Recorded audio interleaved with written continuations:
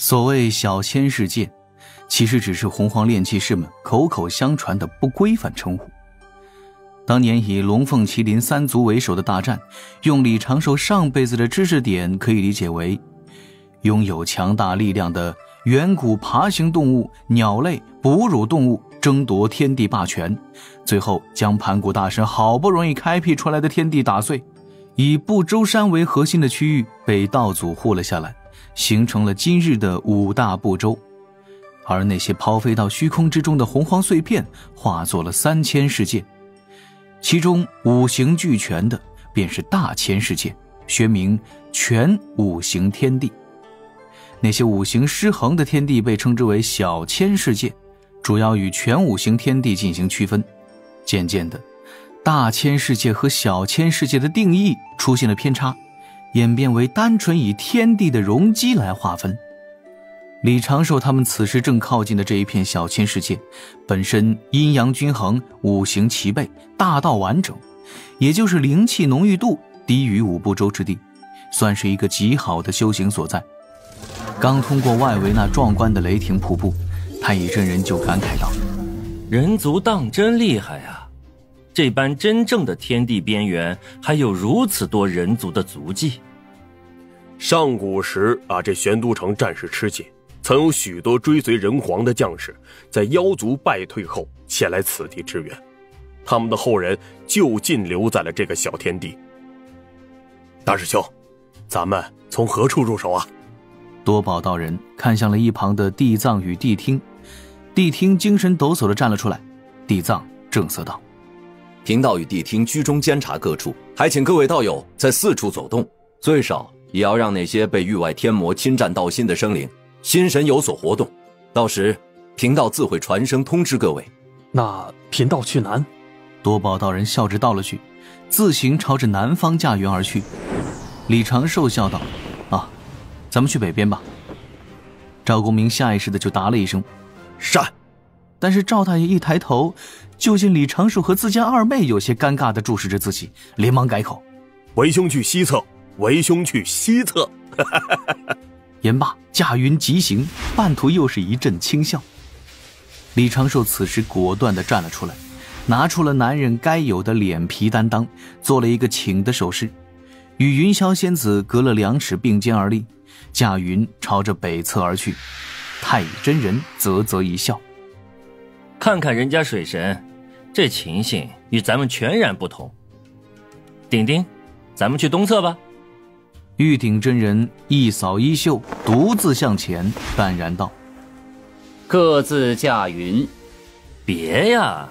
太乙真人笑着凑了上去：还是师弟你修为高深，为兄离得近些有安全感。谛听背上，那地藏有些欲言又止。域外天魔实力有强有弱，他其实也很想有个人能在身旁护法，罢了，今日没被水神算计，让他和谛听去独自面对众魔，已经算是幸事了。远处云上，李长寿的仙识锁定在前方的部落中，皱眉沉思。云霄柔声问：可是在想如何算计着地藏？今日前来是为解决域外天魔的隐患，需注重大义。若一番激战，地藏自然战死，那与你我无关。他们西方能因此增几分运道，但咱们不可在地藏背后使绊子，且放过他一次。云霄目中增了几分笑意。你此前几次对地藏起杀心，今日却能忍耐住，当真不易啊。凡事不必急于一时，都可稳中取胜。我已经探查出几人有异样，稍后标出他们来，你便立刻将他们收入混元金斗，我要让他们误伤旁人。根据白先生所说，域外天魔善蛊惑，控制道心，咱们还是小心为上。此次闯进来的域外天魔，也不知具体数量有多少。云霄伸出雪白的左掌，掌心混元金斗轻轻闪烁光亮，缓缓旋转。今日让我出手就是。我已与这些天外之灵交手数10次，对他们也算是有些了解。远古时天道未现，这些域外生灵经常来洪荒边缘生事。李长寿满头的黑线，这阅历完败呀。此刻的云霄正准备与人斗法，表情认真且肃穆，又有一种此前很少出现的风范。那并非单纯的威严，也不是高手威压带来的压迫，而是给人一种稳重干练之感。云霄仙子平日穿搭多以素色为主，今日也是这般。素白长裙包裹盈盈体态，浅蓝束腰点缀着几颗冰色宝石，两层薄薄的云袖后，素手手腕缀着一只碧玉镯子，远处雷幕照耀下，云霄仙子的肌肤更显白皙，哪怕此时俏脸肃穆，也不曾让她的温柔之意有半分缩减。云霄目光错开，你总是看我做甚？先做正事。场合不对，李长寿也没有趁机说什么骚话，与云霄驾云落在了这一处部落上空。此时该部落中的男女老少都已经聚集在一起，有些不安地注视着李长寿。他们身上各自都有修为，从刚起步的炼气士到天仙境不等。李长寿朗声道：各位还请放心，我等道门弟子绝不会滥杀无辜，前来此地只为诛杀邪魔。言罢，李长寿暗中点出5道气息，悄悄地附着在了5名男女身上。初次与域外天魔交手，李长寿自是不敢大意。道门几位高手赶来这一片小千世界时，此地域外天魔都进入了潜伏状态，被神雷所困，无法离开此地的众魔此时就躲藏在众生的阴影中。李长寿也是根据白泽与多宝道人的描绘，用仙识仔细的辨认，确定了这5名男女被天魔附身。而被李长寿点出的气息缠绕，这5名男女顿时有些茫然，又有几分紧张和恐慌，与他们深州人族表现毫无二致。云霄记起手中金斗，这金斗射出了5束金光，将这5名男女直接卷回了混元金斗中。随后巴掌大小的混元金斗在云霄身前飞速旋转，云霄仙子双手结印，金斗之上光芒大作，将它照耀出了几分神圣之感。一连9印，云霄双手轻轻一推，又是5道金光自金斗照出，将那5名男女送回原处。这5人浑身抽搐，口吐白沫，面色无比苍白，气息虽然微弱，却并未断绝，亏损了自身大半元气。李长寿用仙力包裹起5颗灵丹，推到这5人口中，5人迅速安静了下来。一名老妪对着李长寿和云霄做了一个道揖，喊道：多谢仙长。此地这些人族这才是齐齐行礼，像是认可了李长寿与云霄一般。而李长寿的仙识继续锁定此地，盯着数十名或是眼圈发黑，或是自身道运有些异微之人，闭目凝神，仔细的感应。云霄手中混元金斗洒出道道金光，化作一面光壁，将此地彻底笼罩起来。此地还有邪魔潜藏，各位还请稍安勿躁，容我们细细辨认。那天仙境的老妪喊道：大家不要出声，安静打坐，待仙长查遍。这一群男女老少齐齐盘腿坐下，除却孩童依偎在各自父母怀中，此刻略有些紧张，其他大多都已经十分平静了。比起域外天魔，他们更怕被宁肯错杀，不可放过。正此时，地藏的一缕传声入耳，李长寿再次出手，3道气息分别落在了此地3人身上。刚才说话的那名老妪赫然在列，那老妪先是一愣，两位是不是有些误会？背后却已经浮现出了一道恐怖的黑影，黑影对着李长寿和云霄厉笑，似是要展翅冲上去。这怪物只有大概人形的轮廓，身躯更像是一种流质构成，4只猩红的眼睛正涌出层层波痕。但是云霄是何等仙神呢？他几乎在天魔现身的一瞬就已经出手，混元金斗的金光还未爆发，他先指前点，那天魔周遭乾坤出现一圈冰冷，将这天魔瞬间冰冻。金光射至，这天魔刹那之间被金光消融，而那名老妪以及其他2名人族男女被直接收入了混元金斗。侧旁刚抓出乾坤尺的李长寿微微一笑，完全没有出手的机会。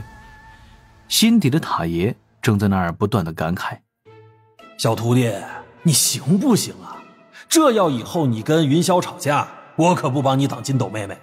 嘿嘿，金斗妹妹又成长了呀。哎，你能不能把本塔爷祭出来啊？让咱们去搭个话。李长寿依言照做，将玄黄塔托在掌心，客串了一把托塔离水神。李长寿和云霄又在此地仔细的搜查，过了一阵儿才转去别处，在这个方向上不断的铺开仙石。还好这片小天地面积不大，他们几个三教仙人花费了半日的功夫，就将此地完全探查了一遍。有地听相助，他们省了不少功夫，第一波搜查就查出了67只域外天魔。这些域外天魔的实力无法用洪荒的标准来衡量，但是对于多宝道人赵公明这个层次的高手来说，也就是一碰就碎的程度。李长寿他们传声商议一二，又细细的搜查了一次，将觉得可疑的人物带到了一处位于大泽中央的小岛上，总共26人。多宝道人正色道：此时雷幕未散，说明还有天道锁定的外魔咱们未曾找到。太乙真人奇道：这些外魔到底是什么东西？怎么感觉他们像是元神，又似乎有本体？赵公明笑道：哎呀，所谓域外天魔，其实也是生灵。生灵乃真灵与大道同振而生，道起于混沌，只不过混沌海中的道互相交织，毫无秩序，故所化生生灵奇形怪状。若是从这个角度而言，李长寿皱眉看着此地那26个怀疑对象，这些域外天魔也是混沌生灵，本质上跟洪荒生灵差不多。那他这个不知道是从哪个时空穿越过来的，反倒是更符合对域外天魔的定义吗？玩笑，他是苗根正红的道门弟子。女娲娘娘也说过，圣人不在乎这些。再说了，天道老爷承认了他的身份，那一道天罚就是给他的洪荒户籍嘛。云霄轻声道：金斗中还有2头域外天魔，尚未被完全化去。李长寿心底一动，多宝师兄可有能困住这种域外天魔的宝物吗？不如拷问他们。拷问？这从地藏地听到太乙玉鼎，再到多宝公明，甚至到云霄仙子，此刻都用一种错愕的目光注视着李长寿。赵大爷抚须沉吟，怕准妹夫下不来台，在旁边接话：这想法虽匪夷所思，也从未有人尝试过，但也未尝不可嘛。太乙真人禁不住犯嘀咕：域外天魔还能拷问？哼，这倒真是闻所未闻。李长寿微微皱眉，知道自己有些失言了，这一次是吃了情报缺乏的亏。回去之后自罚抄写文字经1000次。等灵儿回山之后再动笔吧。但是此时李长寿只能笑着接话：试一试总归不会吃亏嘛。确实可以一试。云霄微微颔首，记起混元金斗，2道金光将2团黑雾完全包裹，放到了众仙面前。太乙真人记起9龙神火罩，将2头天魔罩住。李长寿又不放心地记起了玄黄塔，撒出道道玄黄气息，挡在了众仙与那26人之前。9龙神火罩之下，那2团黑影在不断的颤抖，此时已是无比虚弱，逐渐显露出了他们原本的形状，就宛若2团灌满了黑油的水球，其上不断的探出一根根触角，触角之上蕴含着某种晦涩的道韵，与八爪鱼有点类似。先用一点真火烧一下试试。善。太乙真人小心翼翼地放了一点点真火，这2头虚弱版的域外天魔顿时发出了阵阵厉笑，身上的黑气被烧融，身躯也被烧出了破洞。